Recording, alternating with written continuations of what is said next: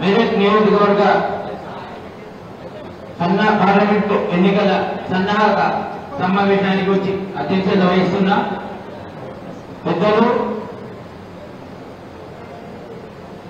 మన మాజీ ఎమ్మెల్యే గారు శ్రీ పద్మా దేవేందర్ రెడ్డి గారు, అదేవిధంగా వేదిక మీద మన మాజీ మంత్రివర్యులు, మనందరి దశ దిశ జిల్లాలో టీఆర్ఎస్ పార్టీకి నిర్ణయించి దశాదిశ ఇచ్చి మన ఘన విజయం మన మెదక్ జిల్లా ఉమ్మడి జిల్లాలో సాధించిన మన టైగర్, మన ట్రబుల్ షూటర్, మన కేసీ, మన హరీష్ అన్నకు, హరీష్ రావు గారికి వారి సమర్థతనే మన మెదక్ జిల్లా రిజల్ట్ అని అనుకోవాలి. మనం అదేవిధంగా హేమలత గారు జిల్లా పరిషత్ చైర్మన్, అదేవిధంగా కె సుభాష్ రెడ్డి గారు ఎమ్మెల్సీ గారు, కంటారెడ్డి తిరుపతి రెడ్డి గారు, మాజీ ఎమ్మెల్యే శశిధర్ రెడ్డి గారు, చైర్మన్ చంద్రపాల్ గారు, సోములు గారు, మల్లికార్జున్ గారు, లావణ్యారెడ్డి గారు, మన పెద్దలు ఎర్రోల సింగ్ గారు, అదేవిధంగా జ్ఞానదేవ్ గారు, అందరూ ఎంపీటీసీలు,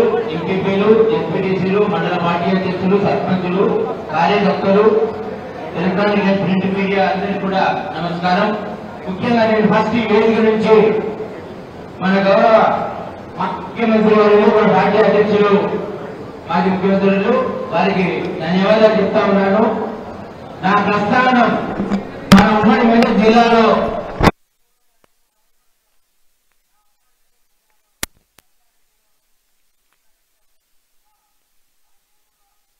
పనిచేసిన తర్వాత ప్రాజెక్ట్ డైరెక్టర్ గా స్టార్ట్ చేయింది. ఆ ప్రాజెక్ట్ డైరెక్టర్ గా ఉన్నప్పుడు సంగారెడ్డి జిల్లాలో నా కూతురు కూడా సంగారెడ్డి జిల్లాలోనే జన్మించడం, నా కొడుకు కూడా సంగారెడ్డి జిల్లాలోనే స్కూల్లో విద్యాభ్యాసం చేయడం. ఆ రోజు కూడా మన సంగారెడ్డి జిల్లా డామా పీడిగా ఉన్నప్పుడు ఈ వేదిక మీద ఉన్న ముఖ్య నాయకులందరూ కూడా ఆ రోజు నుంచి నాకు ఏ రోజు వరకు సుపరిచితులు, వారందరితో మంచి పరిచయాలు ఉన్నాయి. ఆంజనేయ అన్నగారు చెప్పినట్టు ఆ రోజు వారు జడ్పీటీసీ. ఈ మీటింగ్ లో సగం మందిని నేను గుర్తుపట్టగలుగుతాను. అది 2002 నుంచి నాకున్న సంబంధాలు, పరిచయాలు. ఆ రోజు కూడా పీడీ డామాగా ఉన్నప్పుడు మన మీ అందరితో కలిపిడి ఉండి ఎన్నో ప్రోగ్రామ్స్ మనం తీసుకున్నాం. తర్వాత జాయింట్ కలెక్టర్ గా, అడిషనల్ కలెక్టర్ గా, జాయింట్ కలెక్టర్ గా, జిల్లా కలెక్టర్ గా సుమారుగా 25 సంవత్సరాల నా ఉద్యోగ జీవితంలో 11.5 సంవత్సరాలు, 12 సంవత్సరాలు ఈ ఉమ్మడి జిల్లాలో మీ అందరి మధ్యన పనిచేసి మీ అందరి మన్నన తీసుకున్నందుకే, మీ అందరి సహకారంతో, మీ అందరి మనస్ఫూర్తిగా జీవనాలతోని నాకు తిరుగులేని సక్సెస్ నా ఉద్యోగంలో ఇచ్చారు మీరందరూ కూడా. ఆ రోజు మీ అందరి మన్ననలు, మీ అందరి అంగీకారం నా ఉద్యోగిగా, అదేవిధంగా గౌరవ మంత్రి గారు నాకు ఈ జిల్లాలో జాయింట్ కలెక్టర్ గా అడుగు పెట్టడానికి అవకాశం ఇచ్చారు. ఆ రోజు గౌరవ మంత్రి హరీష్ రావు గారు నన్ను జిల్లా జాయింట్ కలెక్టర్ గా ప్రపోజ్ చేసి తీసుకొస్తున్నాడు. నేను వారికి మాట ఇచ్చి, సార్ నేను మీలో ఒక్కరిని, మీ సూచనల మేరకి జిల్లాలో సమర్థవంతంగా అధికారిగా పనిచేసి అన్ని గవర్నమెంట్ ప్రభుత్వ కార్యక్రమాలు ప్రజలకు సరిగా చేరవేసే విధంలో మెదక్ జిల్లా రాష్ట్రంలో మొదటి ర్యాంకులో ఉండే విధంగా చేస్తా అని చెప్పి నేను ప్రామిస్ చేసి, ఆ ప్రామిస్ ని నిలబెట్టుకున్నానంటే తర్వాత నేను ఈరోజు చెప్పగలుగుతాను. తర్వాత ఆ పని విధానాన్ని చూసి కొత్త జిల్లాలు ఏర్పడినప్పుడు గౌరవ ముఖ్యమంత్రి, మాజీ ముఖ్యమంత్రి వారు కేసీఆర్ సార్ నన్ను ఉమ్మడి జిల్లా, నన్ను కొత్త జిల్లా సిద్దిపేట కలెక్టర్ గా పోస్టింగ్ ఇవ్వడం జరిగింది. సుమారుగా 5 సంవత్సరాలు సిద్దిపేట జిల్లా కలెక్టర్ గా పనిచేస్తూ ఆ సమయంలోనే 8 నెలలు మెదక్ జిల్లా ఇన్ఛార్జ్ గా ఉండి మీ అందరితో కూడా నేను కలిసి పనిచేస్తున్నా అని చెప్పేసి నా అనుభవాలు ఉన్నాయి, మీ అందరికీ తెలుసు. అయితే ఒక విషయం, ఈ జిల్లాలో సుదీర్ఘంగా 11 సంవత్సరాలు ఒక సీనియర్ ఆఫీసర్ గా పనిచేసే అవకాశం రావడానికి 2 కారణాలు. ఒకటి, నా పనితనాన్ని నచ్చి ఈ మెదక్ జిల్లా ప్రజలు మీ మమకారం, మీ ప్రేమ నాకు చూపించినందుకు, నన్ను మీరందరూ అంగీకరించినందుకు పొలిటికల్ నాయకులు, ఏ పార్టీ నాయకులైనా, ఏ ప్రభుత్వం అయినా నన్ను ఇక్కడే ఉంచి మీ మధ్యలో పని చేయించిందంటే నా పనితనము, మీరు నా పనిని మెచ్చినందుకే ఉంచిందని చెప్పి నేను మీ అందరికీ కూడా ఈ సభావేదికగా ప్రత్యేక ధన్యవాదాలు శిరస్సు వహించి చెప్తున్నాను. ఎందుకంటే ఒక అధికారికి 11 సంవత్సరాలు సీనియర్ లెవెల్లో ఒక్క దగ్గర పనిచేసే అవకాశం, అరుదైన అవకాశం నాకు ఈ జిల్లా ప్రజలు ఆ అవకాశాన్ని ఇచ్చింది. కాబట్టే ఇవాళ నేను మెదక్ పార్లమెంటరీ అభ్యర్థిగా మీ ముందు నిలబడుతున్నానంటే మీ ఆశీస్సులు, మీ సంపూర్ణ మద్దతులోనే అని చెప్పి నేను ఈ సభాముఖంగా తెలియజేస్తా ఉన్నాను. అయితే ఇంకొక విషయం చెప్పాలి మీకు. మన భారతదేశంలో సుమారుగా 728, 730 జిల్లాలు ఉన్నాయి. అంటే 730 కలెక్టర్లు భారతదేశం మొత్తంలో ఉంటారు. అయితే నాకు అదృష్టం ఆ 730 మందిలో ప్రత్యేకంగా నా ఒక్కరికి అదృష్టం కలిగింది. ఆ అదృష్టం కూడా ఉమ్మడి మెదక్ జిల్లా ప్రజలు ఇచ్చారు, గౌరవ ముఖ్యమంత్రి ఇచ్చారు, మన మంత్రి హరీష్ రావు గారు నాకు ఇచ్చారు అవకాశం.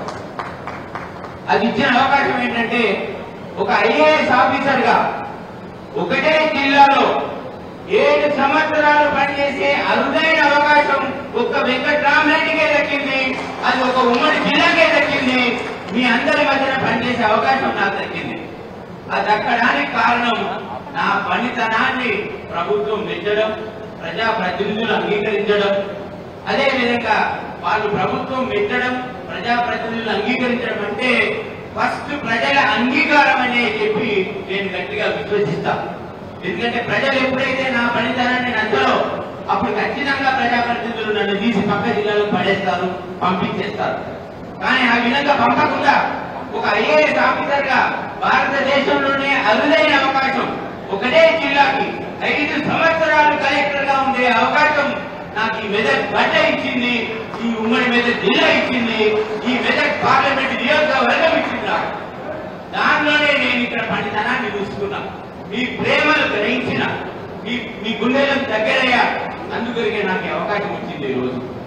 అదే కాకుండా ప్రజావాణిలో కానివ్వండి, ఒక అధికారిగా నేను 25 సంవత్సరాలలో నేను చేసిన పని ఒకటే సెంటెన్స్ లో చెప్తాను.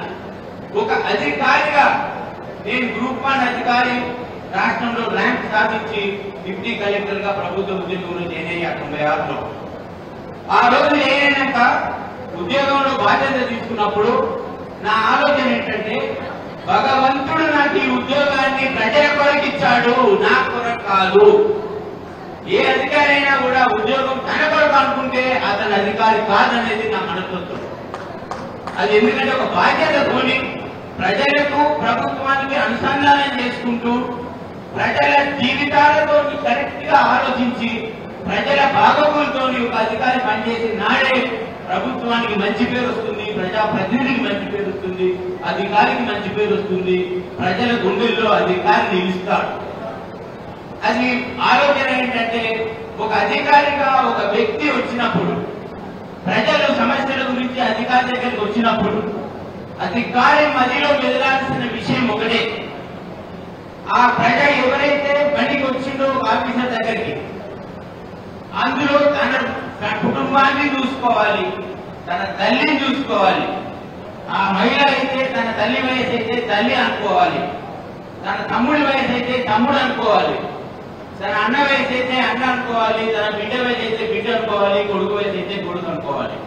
అంటే నా కొడుకుకి ఏ సమస్య వస్తే నేను ఆఫీసర్ కానప్పుడు ఆయన ఒక ప్రభుత్వ అధికారి దగ్గరికి పోతే ఏ విధంగా నేను సమాధానం ఇస్తాడో అదే సమాధానం నేను ఇవాళ అధికారిగా భగవంతుడు నాకు ఇచ్చిన అవకాశాన్ని, ప్రభుత్వం నాకు ఇచ్చిన అవకాశాన్ని సద్వినియోగం చేసుకొని ప్రజలకు చేరువ కావాలనే మనసున్న ఆఫీసర్ని నేనని మీ అందరికీ చిరసావహించి చెప్తాను. ఆ మనసున్న అధికారిగా ప్రజల మన్ననను పొందినాను కాబట్టి ఈ జిల్లాకు 11.5 సంవత్సరాల బంధం నాకు. ఏ జిల్లాకు పోయినా ఎక్కడ పనిచేసినా నేను 2002 నుంచి 4 వరకు ఇక్కడ పనిచేసిన మంచి దినాలే నేను అందరికీ చెప్పుకునేవాడిని.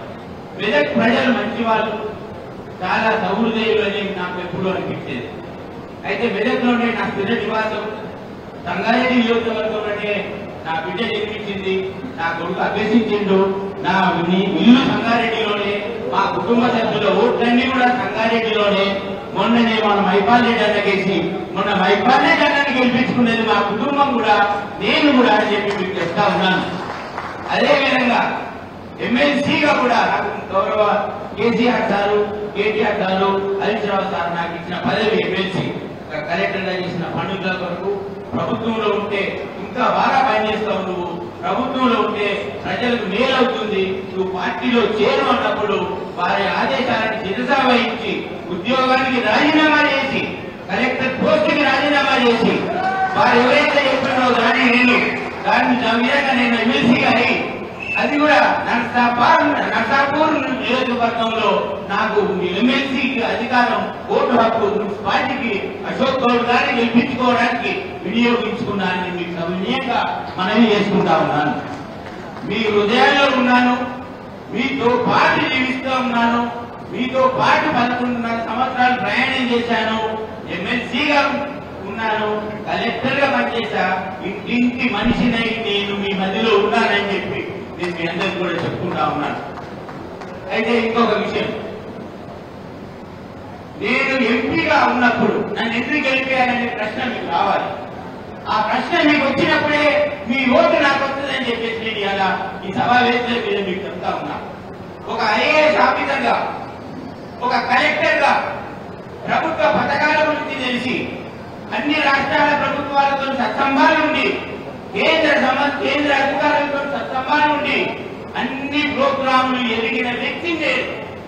దేశమంతా ఏ ప్రోగ్రాం జరుగుతూ ఉంది, దేశవ్యాప్తంగా ఏ ప్రోగ్రామ్స్ చేస్తా ఉన్నారు, ఏ స్కీమ్ లో మన కాన్స్టిట్యుయెన్సీకి, మెదక్ పార్లమెంట్ కి ఎక్కువ డబ్బులు తేగలుగుతాం కేంద్రం నుంచి అని ఒక ఆఫీసర్ గా నాకున్నంత అవకాశం ఇంకెవరికి ఉండదని చెప్పి ఈ సభా వేదికగా మీ అందరికీ నేను కోరుకుంటా ఉన్నాను.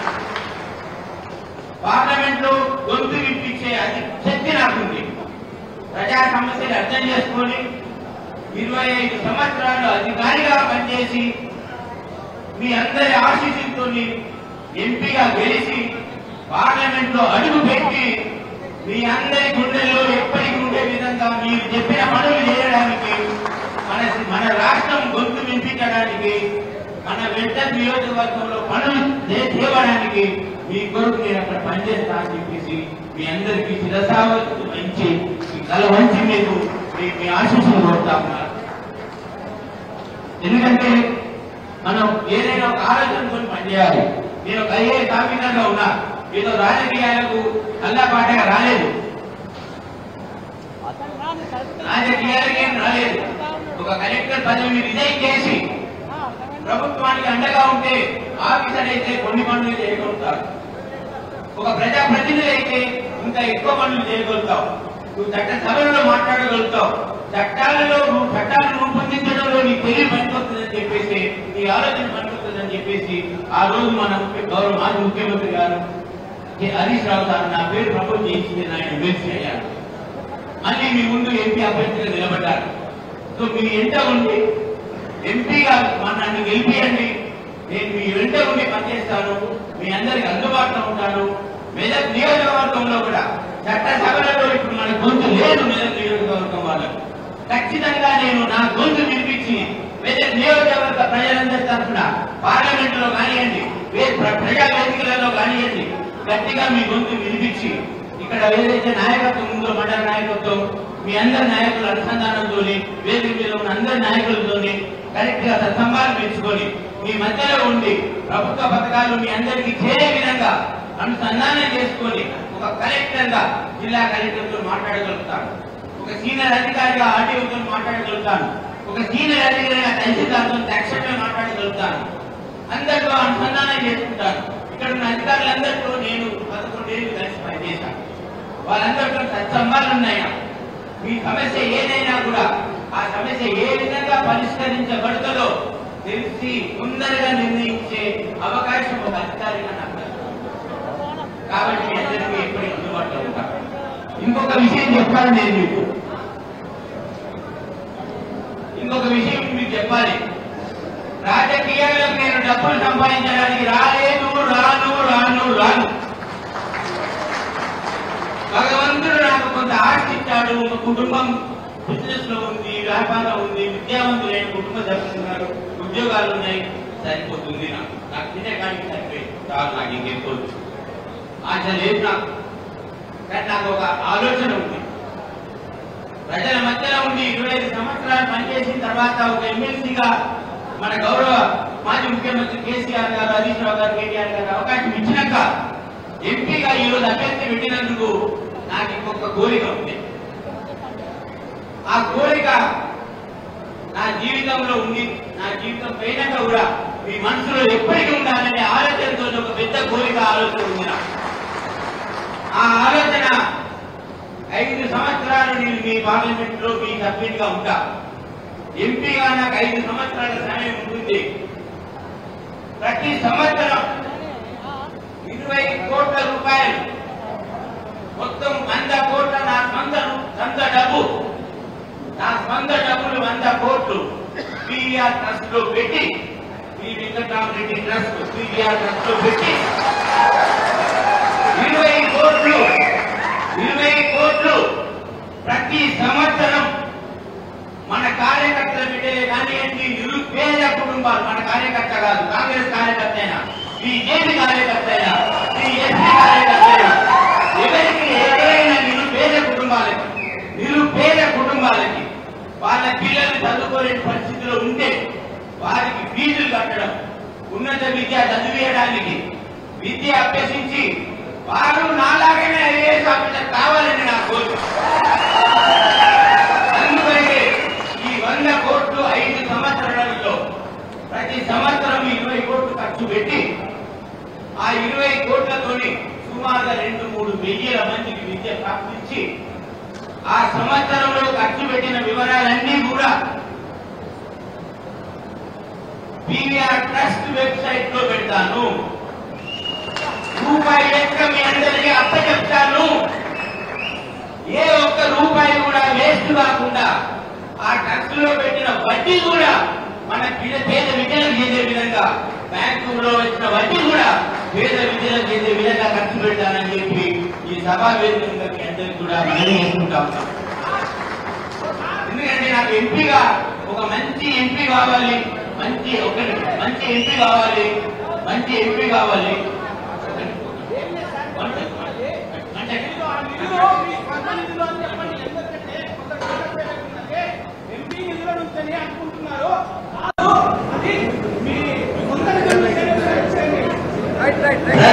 ఏమంటుండే అన్న ఏమంటుండే, అవి ఎంపీ నిధులు కావని చెప్పి సార్, పక్క పార్టీలన్నీ నేను బదలాయి చేస్తున్నాయి, అది ఎంపీ నిధులు కాదు, మీ ఇంటి డబ్బులు అని చెప్తాను. మా అమ్మ నాన్న సంపాదించిన ఆస్తో, మా అన్నదమ్ములు నాకు ఇచ్చిన ఆస్తో అని చెప్తానని చెప్పి నేను మీ అందరి ముందు చెప్పుకుంటా ఉన్నా. అది కాక ఎంపీ యాక్ట్ 5 కోట్లు సంవత్సరానికి వస్తాయి. అవి కూడా నేను మన ప్రజాప్రతినిధులను అనుసంధానం చేసుకొని ఖర్చు పెట్టుకుంటాను. సో నా ఆలోచన ఏంటంటే, నా ఎంపీ పదవి నేను ఒక ఉన్నతమైన చదివిన వ్యక్తిగా మీ ముందున్నా, ఒక ఐఏఎస్ ఆఫీసర్ గా ఉన్నా, 11 సంవత్సరాలు మీ గుండెల్లో ఉండి పనిచేశా. అందుకోనని చెప్పి చిరస్థాయిగా నా పేరు ఇక్కడ ఉండాలి, నేనున్నా లేకున్నా నా పేరు నిలవాలి, పీవీఆర్ ట్రస్ట్ మీ మధ్యలో నిలవాలి. అందుకోనని చెప్పి నేను ఈ 100 కోట్లు మన పిల్లల కొరకు, పేద విద్యార్థులు, మన క్యాడర్ కార్యకర్తల పిల్లల కొరకు నేను ఉపయోగిస్తా ఉన్నాను. దయచేసి ఇది నేను గెలవడానికి చెప్పట్లేదు, ఓట్లకు చెప్పట్లేదు. నా మధ్యలో ఉన్న మాట నన్ను అర్థం చేసుకొని నన్ను గెలిపిస్తే మీ మనిషినే ఉంటానని చెప్పి చెప్తా ఉన్నాను.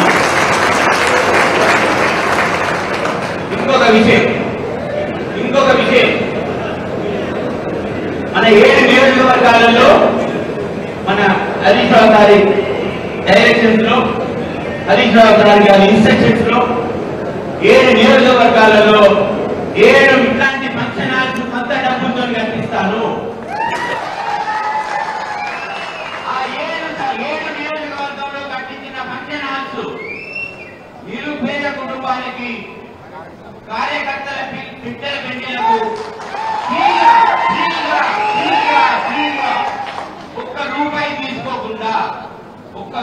తీసుకోకుండా మీకు ఫంక్షన్లు మ్యారేజ్లు చేసుకోవడానికి అది పెట్టాం కూడా. సో అందులో ఆ ఫంక్షన్ హాల్స్ కూడా నేను సభాముఖంగా చెప్తా ఉన్నా. నన్ను ఎట్లా గెలిపిస్తారు, నన్ను ఎట్లా మీరు గెలిపిస్తారు, నాకు ఆ నమ్మకం ఉంది. నాకు హరీష్ గెలిపిస్తాడు. నాకు హరీష్ అన్న ఒకటే చెప్పాడు, నువ్వు గెలుచుంటూ నిన్ను పార్లమెంట్ కు పంపే బాధ్యత నాది అన్నాడు. గౌరవ ముఖ్యమంత్రి మాది మన కేసీఆర్ సార్ చెప్పారు. నాది అంటే మీ అందరి మీద నమ్మకం పోతే చెప్పేవారు. నియోజకవర్గ పార్లమెంట్ నియోజకవర్గ కార్యకర్తల మీద నమ్మకం పోతే మాకు ఇస్తారు.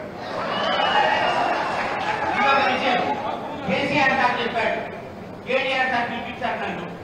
కేటీఆర్ సార్ కేసీఆర్ సార్ పిలిపించి మంచి మనిషిని వెంకట్రావు, నీ గుండె మంచిది, నీ మనసు మంచిది, నేను ప్రజలు గెలిపిస్తారని మన కేసీఆర్ సార్ చెప్పింది. అందువల్ల నేనేం చెప్తా ఉన్నానంటే, మీలో ఒక్కరినై ఉంటా, మీ కుటుంబ సభ్యులై ఉంటా, దయచేసి తప్పుడు ప్రచారం నమ్మకండి. నన్ను బదనాం చేసే ప్రచారం చేస్తా ఉన్నారు. అది బదనాం చేసే మనకి బదనాం కావాలని నన్ను మాత్రం బదనాం చేసే ప్రయత్నం చేస్తే దయచేసి వాస్తవాలు నమ్మకండి. నా గుండెల్లో ఉన్న మాట చెప్పాను, నా మనసులో ఉన్న మాట చెప్పాను. ఈ ఫంక్షన్ హాల్స్ లో ₹1 లేకుండా మన కార్యకర్తల నమోదైన మన పార్టీ సభ్యత్వం ఉన్న ప్రతి కార్యకర్త ఫంక్షన్లకు సీనియారిటీ బుకింగ్ ప్రకారంగా ఓన్లీ రూపాయి ఫీజు ఏది తీసుకోకుండా పెట్టడానికి లెక్కలు ఉంటుంది. కాబట్టి రూపాయి మాత్రమే, ₹1 కట్టాలి. ఆ ₹1 కొని మీ అందరికి కూడా ఫంక్షన్ హాల్ కట్టిస్తా. ఇంకొక మాట, కేసీఆర్ సార్ సతీష్ రావు సార్ డైరెక్షన్ లో ఇంకొక మాట, గెలిచిన 9 నెలల లోపట ఫంక్షన్ హాల్స్ అన్ని కూడా ఇనాగరేట్ చేయిస్తాను. ఆ ఫంక్షన్ హాల్స్ అన్ని కూడా ఇనాగరేట్ చేసుకున్నాం. ఎందుకంటే నాకు ఎంపీగా మీ ఆశీస్సులు కావాలి. నన్ను గుండెల్లో పెట్టుకొని నాకు మీరందరూ సైనికుల్లాగా ఒక్కొక్కరు 1000 ఓట్లు వేయిస్తా, 100 ఓట్లు వేయిస్తా అంటే నేను 50,000 మెజార్టీతో వేదికలో గెలుస్తా అని నా గుండె ధైర్యంగా చేస్తా ఉంది. ఎందుకంటే నేను పబ్లిక్ లో నాకు అవగాహన ఉంది, పబ్లిక్ మైండ్ అర్థం చేసుకోగలుగుతా. నాకు ఖచ్చితంగా నమ్మకం ఉంది. ఈ వేదిక మీద ఉన్న నాయకులందరికీ నాకు ముఖ పరిచయాలు ఉన్నాయి. అందుకోసం చెప్పి మీ అందరికీ కూడా చెప్తూ, దయచేసి నన్ను మీలో కుటుంబాలు చూసుకొని ఈ అవకాశం ఇవ్వండి. మీ అందరి మధ్యలో ఉండే విధంగా అవకాశం ఇవ్వండి. నన్ను ఎన్నుకోండి. మీకు అందరికీ కూడా ధన్యవాదాలు చెప్తాము.